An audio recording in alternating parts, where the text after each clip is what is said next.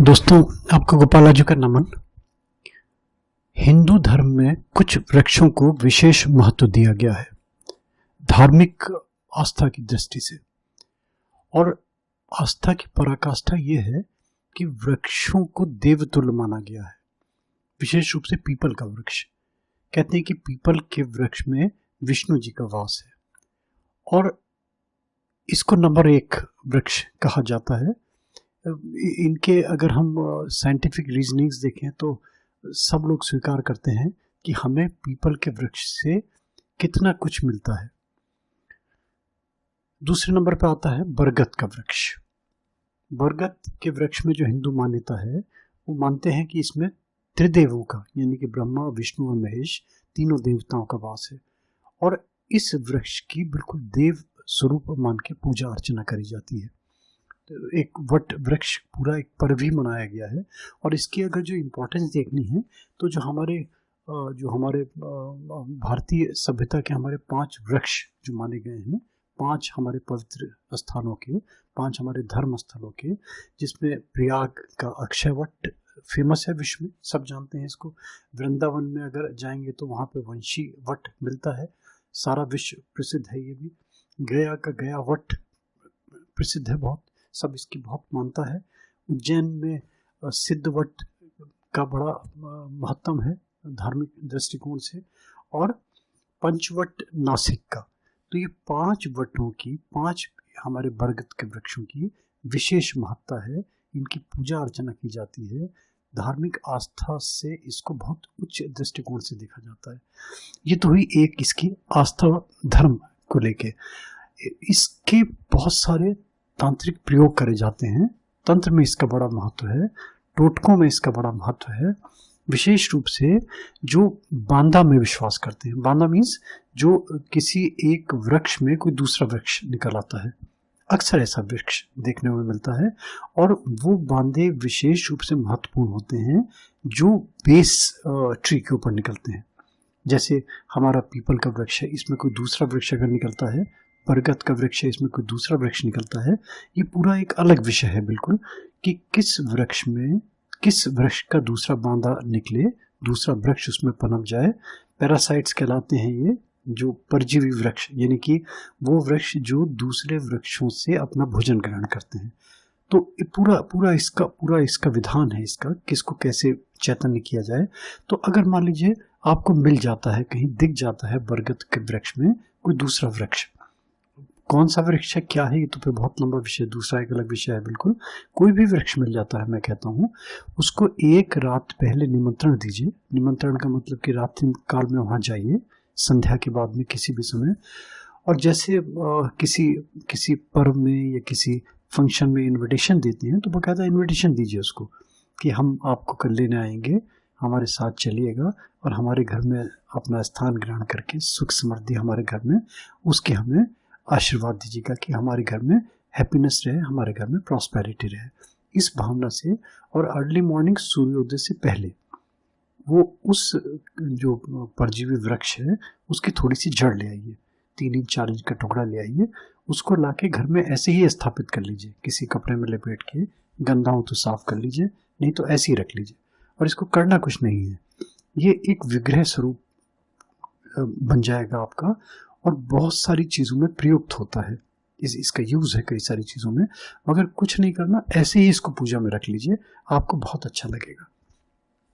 कुछ मैंने अपनी किताब से कुछ मैंने उपाय दिए हैं, इनको अगर आप जितना मैक्सिमम अमल कर सकते हैं आप इनको करके देखिए। अगर कोई बरगद का पेड़ मिल जाए, पहले तो दुर्लभ है, सब बिल्कुल सब इतना डिफॉरेस्टेशन इतना हो रहा है, सब कटान वृक्षों का इतना हो रहा है, सब जो हमारे भूमाफिया हैं सब खत्म कर दिया, सारा सृष्टि ही का बिल्कुल विनाश के कगार पे ले जा रहे हैं धीरे धीरे।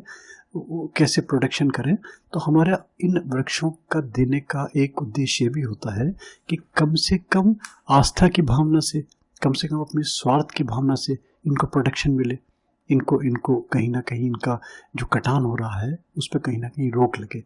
इस भावना से, किसी तो भावना से स्वीकार कीजिए, कितना देते हैं हमें वृक्ष, हम उनको क्या दे रहे हैं, उनको शेल्टर भी नहीं दे रहे, उनको प्रोटेक्शन भी नहीं दे रहे, उनको संरक्षण भी नहीं दे रहे। तो उस भावना से कीजिए। और उस भावना से अगर कोई वृक्ष दिखाई देता है, उसके नीचे अगर कोई दूसरा वृक्ष, अगर छोटा सा पौधा दिखाई दे, कोई भी पौधा हो, उस पौधे को पंचांग में देखिए कि पुष्य नक्षत्र कब पड़ता है। माह में एक बार पुष्य नक्षत्र आता है, ये पुष्य नक्षत्र में लाइए और उसको कहीं किसी स्थान में रोप दीजिए। अगर कहीं स्थान है आपका, ज़मीन है आपके पास उपलब्ध, तो लगा दीजिए। ये बहुत एक तो पुण्य का काम है, और आप देखेंगे कि जैसे जैसे वृक्ष बढ़ेगा वैसे वैसे आपको उन्नति मिलेगी, निश्चित है। करके देखिए इसको आप।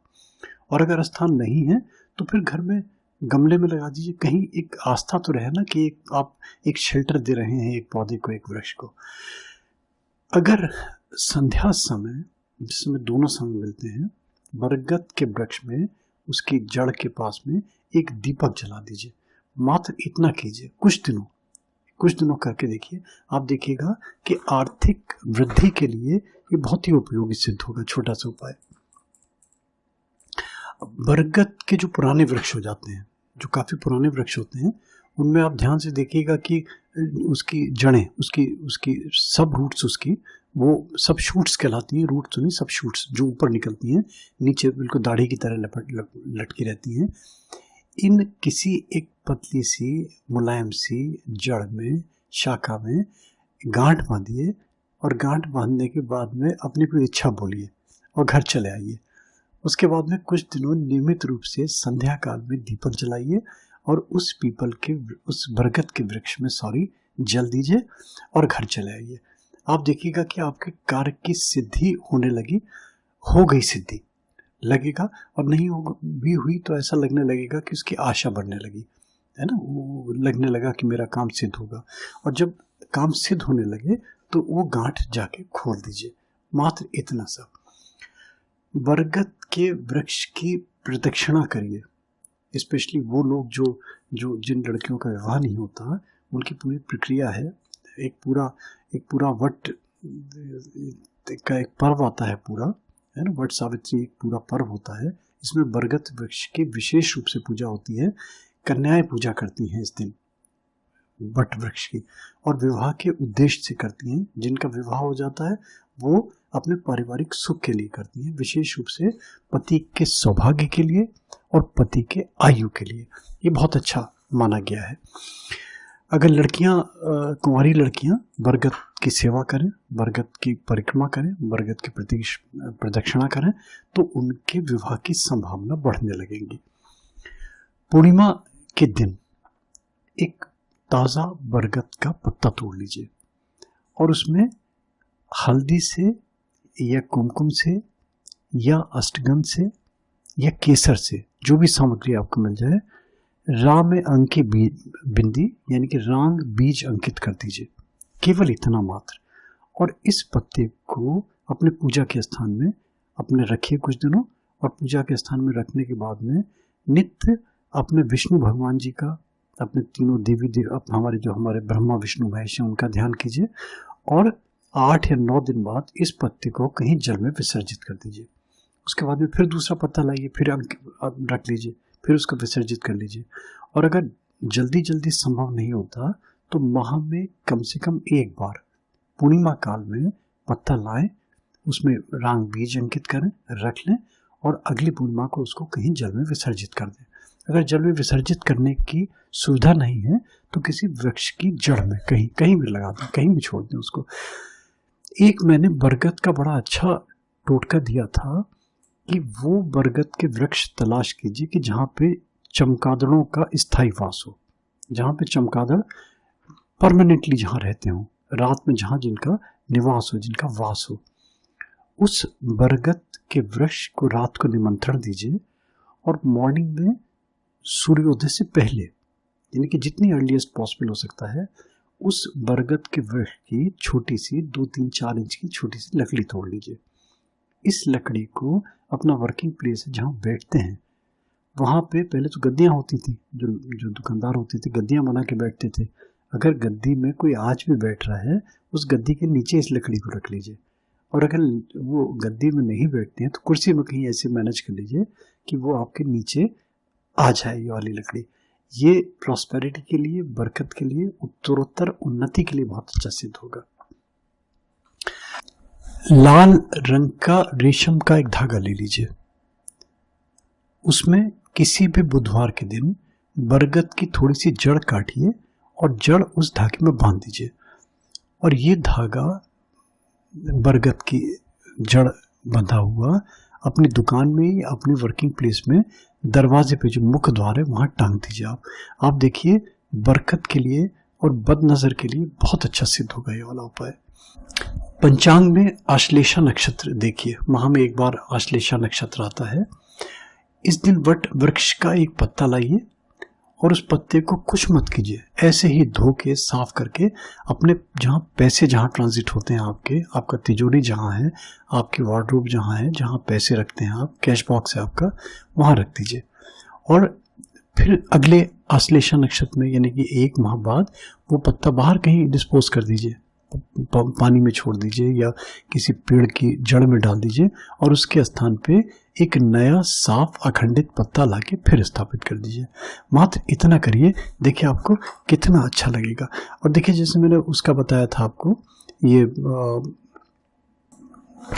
बांदा का जैसे बताया था, तो बांदा के लिए बेस्ट जो होता है, आप जैसे भी करें, रवि पुष्य नक्षत्र या गुरु पुष्य नक्षत्र, इन 2 नक्षत्रों में लाया गया बांधा बहुत ही शुभ फलदायी सिद्ध होता है। और अगर कहीं संभव हो, शर्म नहीं आती हो, कहीं कोई ऐसे स्थान पे वृक्ष लगा हुआ हो जहाँ बैठने की सुविधा हो, उसके नीचे बैठिए और बैठ के लक्ष्मी जी का कोई भी मंत्र जाप कीजिए।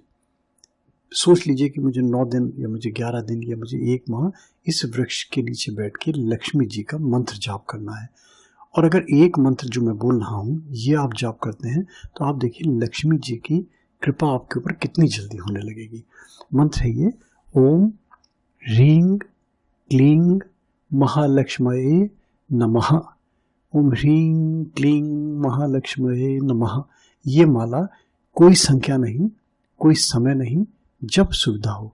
समय हम प्रातःकाल अर्ली मॉर्निंग या लेट आवर्स इसलिए चुनते हैं कि उस समय शांति होती है और उस समय सारा ऑरा पैटर्न इस्टेब्लिश होता है, सारा स्टेबलाइज होना चाहता है अपने आप को, एक अपने आप को स्थिर होना चाहता है।